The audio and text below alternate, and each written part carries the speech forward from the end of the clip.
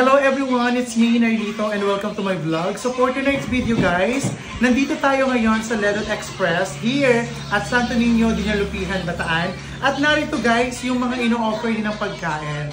Syempre excited akong matikman kasi base sa nakikita ko guys, napaka-worth it kasi ang laki ng serving ng Ledot Express. So kung mapapansin nyo dito guys, nag-offer sila dito ng bagong paborito. So mayroon silang honey butter chicken, mayroon din silang corned beef, mayroon din silang case spam, mayroon din silang sisig kapampangan, asado flakes, at daing na bango. So guys, ito yung mga ino-offer nila na paborito o bagong paborito dito sa Ledot Express. At syempre, ang paborito ng bayan, ang kanilang lugaw overload na good for 3 to 4 packs. Guys, yung mga bagong paborito dito is Andy Rice na. At nagpa-price range lang siya ng worth 145 pesos hanggang 185. So napaka-affordable. Saan pa, diba? So let's try kung masasarapan tayo. At the same time,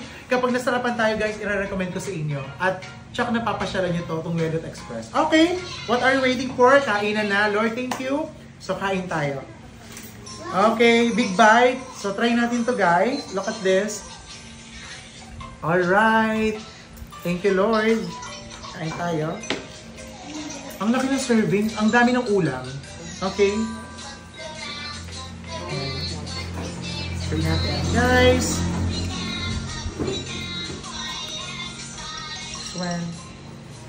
At syempre may egg.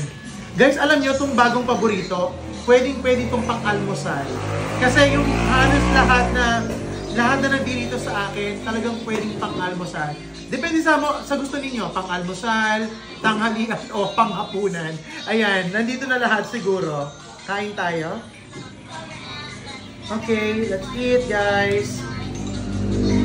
Para sa mga solid viewers ko, big bite, para sa inyo to.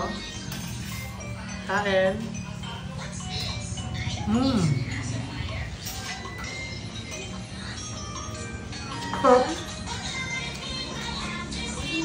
Ang sarap ng corned beef. Sa akin ng corned beef nila dito guys, yung pagkaluto niya, super lutong. Crunchy. Yung corned beef, hindi siya yung parang titigan na corned beef na kinakain natin. At the same time, yung corned beef dito is, look at this, napaka-chunky niya. Ano yung masasabi ko?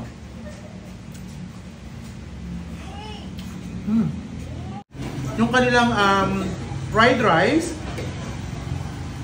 in fairness, masarap din ang kanin nila rito.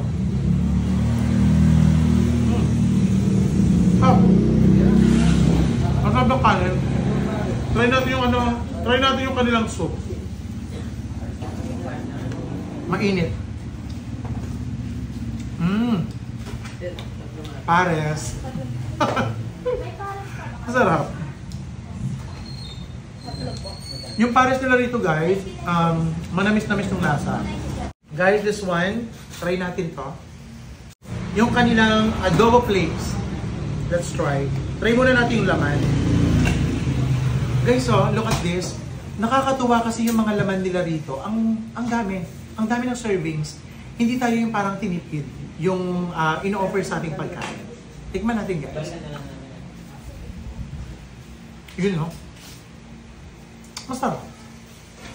Masarap yung lasa niya. In fairness. Sulit na siya sa presyo na 145 hanggang 185 pesos. Hindi tayo lugi dun guys. Saka yung kanin hindi siya NFA ha. Anong gusto ko niya?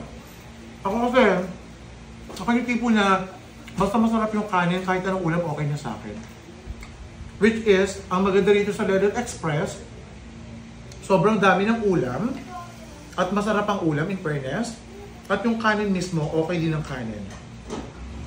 Good din ang kanin guys. Sarap. Siguro, depende na lang sa inyo guys kung lalagyan nyo ng other condiments. Ketchup, toyo. Depende sa inyo guys sa panlasa ninyo. Big bite. So, try natin yung kanilang sisig. Ang daming sisig. Guys, yung sisig naman ninyo, tingnan nyo may sisig nila. Parang good for two. Di ba? Dami service. See? Pakita ko sa camera guys. Yan siya. Oh, ang daming laman.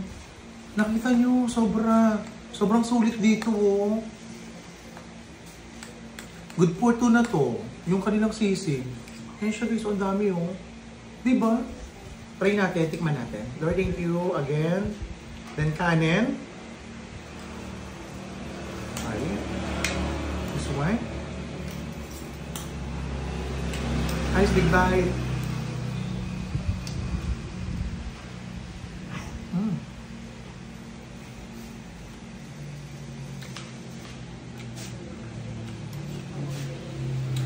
Ang daming baboy. Ang daming laman.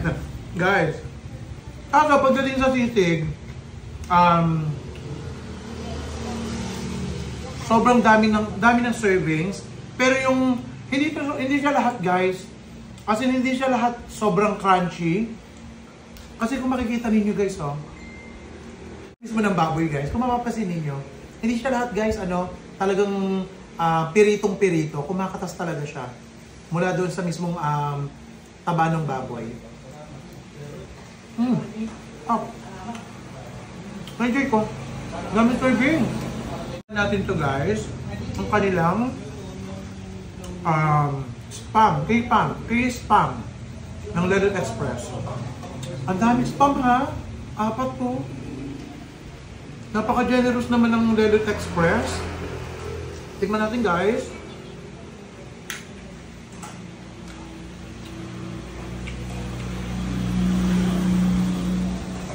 Big bite.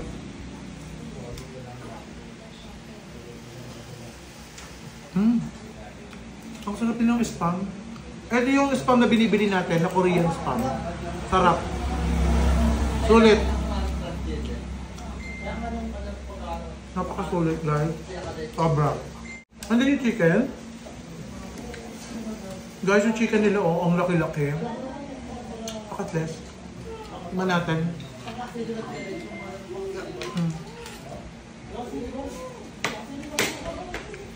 Ang kanilang chicken na sobrang laki. Okay. Yun no? Naririnig ba yun? Sobrang crunchy.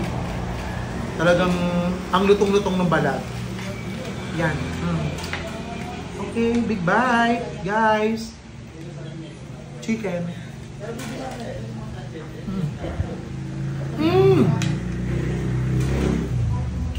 Butter ito. Tama ba ako? Honey butter. Ang sarap ng chicken, honey butter. Sarap. Enjoy ako. Ang crunchy ng balat. Ang laki din ng manok guys. Sulit na sulit to sa magkano ba yung crunchy na natin, honey butter? 145 pesos. Guys, kagaya na sinabi ko, yung price range lang ng bagong paborito, 145 to 185 pesos. Nandiyan ako. Ang crunchy ng balat, ang crunchy din ng laman. Yung last natin sa bagong paborito, yung kanilang daing na bangus. So ito yung pinakamahal guys, 185. Daing na bangus. Ang crunchy din, in fairness. Try natin guys. Big bite. Sabi na bangus nila, in fairness. Hindi siya yung parang pinirito lang. Minarinate din siya. Nalalasahan ko na may dinamnam yung bangus mismo. Minarinate din. At the same time, ang crunchy din nung kanilang bangus guys. Saka malaki rin ha. Sulit na to guys, sulit na. Nag-enjoy ako guys dito sa bagong paborito ng Lelot Express na tsak na magugustuhan talaga ninyo, lalo na kung pang umaga kayo or gusto nyo pang breakfast, tinatamad kayo magluto or jogging, ganyan. Nag-jogging kayo, diretso kayo rito, mag-enjoy kayo rito guys. Okay, next, ang kanilang overload. Yan. Overload lugaw ng Lelot Express. Guys, look at this oh. Daming laman, di ba? Sobrang mabenta nito, promise. Haluin natin. Go for the halo. You know, Guys, ang dami ding laman nito. May chicken, may pork, may chicharong bulaklak, itlog, tuwalya. Dami naman. Dami naman guys, promise. Actually, may buo rin tong manok. Itlog guys. At yung baboy. Ayan o, nakita nyo? Look at this o. Okay, guys. Ang dami no? Ang dami. Yan. For the busog tayo tonight. Yan. At haluin natin. Siyempre, depende sa inyo guys. Kung gusto nyo lagyan ng kalamansi, ng maraming paminta, patis, something like that. Depende po sa inyo. Sa panlasa ninyo guys. Pero masarap kumain kapag marami tayo nakikitang toppings. So yan. Pagdating naman sa toppings, pagdating naman doon sa paano sila mag-serve, as in wala na akong masabi. Sobrang dami. Sobrang sulit. So tikman natin itong lugaw guys.